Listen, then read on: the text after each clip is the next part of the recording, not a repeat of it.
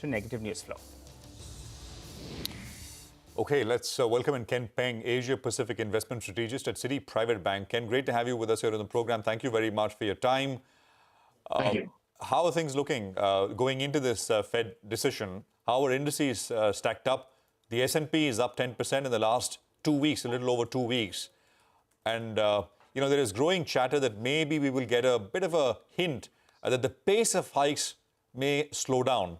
That is not necessarily dovish because the peak rate may still be higher and it may be there for longer. But how will the market take it if there were to be a hint that it's not going to be 75 in December?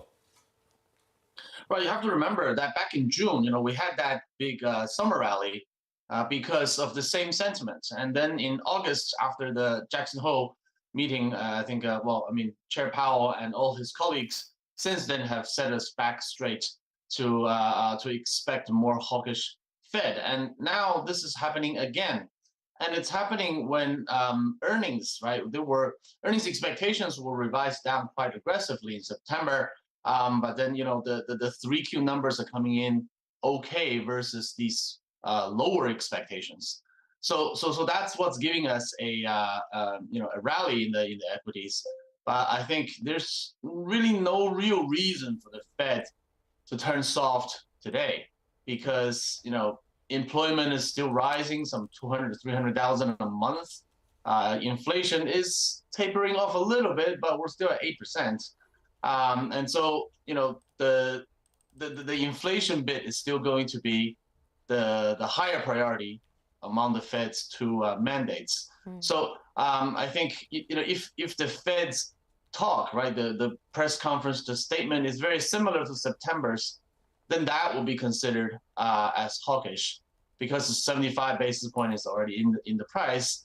So, we're basically comparing the Fed statements tonight versus September. Okay, so 75 basis points is already in the price, but the commentary is something that will be keenly watched. Ken, good morning. The big story in the last 1 year has been about India, right? I mean, India has remained unscathed amidst this global turmoil and hence has seen a degree of outperformance. Do you think that's something that can continue? And does India still top your list in the emerging market basket? Look, I think on the longer run, right, you're likely to see more portfolio and real investment, foreign direct investment inflows into India. So I think the longer term story is very solid, right, because this is the new, a new major economy that is growing the fastest. So I think the fund flow perspective is fairly positive. But again, we're at a time when when we may be seeing a global recession in the coming, say, half a year or so.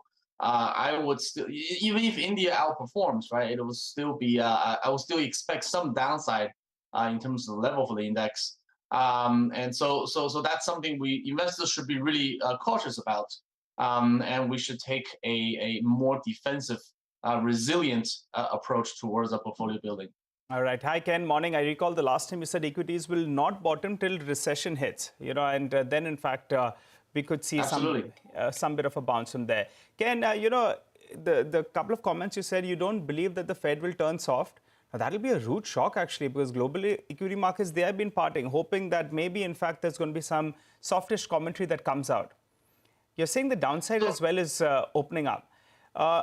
If in case they don't sound dovish, then what's the downside risk for global equities and in India in particular? Yeah, so, okay, if they do show some dovish signals, it will be about financial market stability worries. Something that, Janet Yellen had talked about, I think, a couple of weeks back. And also, I think Senator Brown had that open letter to Chair Powell calling the Fed reckless in this aggressive tightening. So it's that kind of concern about financial stability. But I think we haven't gotten to a stage where, say, credit spreads have blown up. They have widened, but they're still not at recession levels. Fundraising like corporate bond issuance is still happening. It's much slower, but it hasn't completely stopped. right? So the market function is still continuing. It's just becoming tighter. So I think the Fed, that's basically what the Fed is trying to achieve, right? Tighter financial conditions. So we'll have to see whether in his press conference, Powell will talk about how what is a excessive amount of market instability.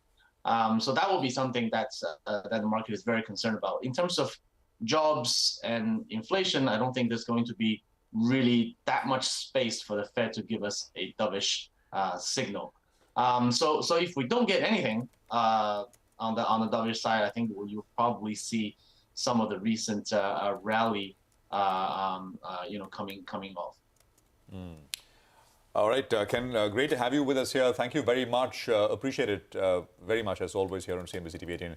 There's the midterm elections next week as well in the US, which I think it's so interesting because what does the political establishment want? They want inflation under control. Of course, they want inflation under control. No one wants a price spiral higher. But at the same time, they want growth and so, jobs.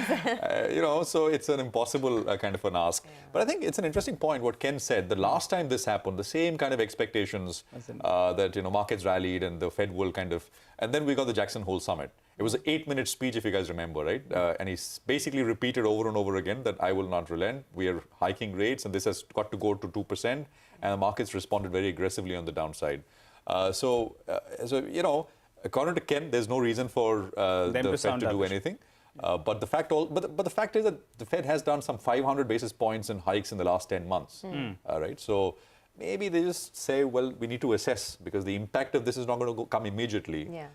So it's open. The debate is open. I think the bulls will take it with both hands if the commentary is not hawkish. Yeah. That's all they want, right? They don't care about the 75 basis points. It's pretty much priced in. Yeah. And India has in any case moved on. I mean, they have their own internal indicators which are solid. We're practically at all-time highs. Practically at all-time highs. Okay, a lot of stocks to talk about actually. So let's get to that very quickly. Slip into a quick commercial break. When we come back, our entire research team will be here to help us prep for the day. Stay tuned.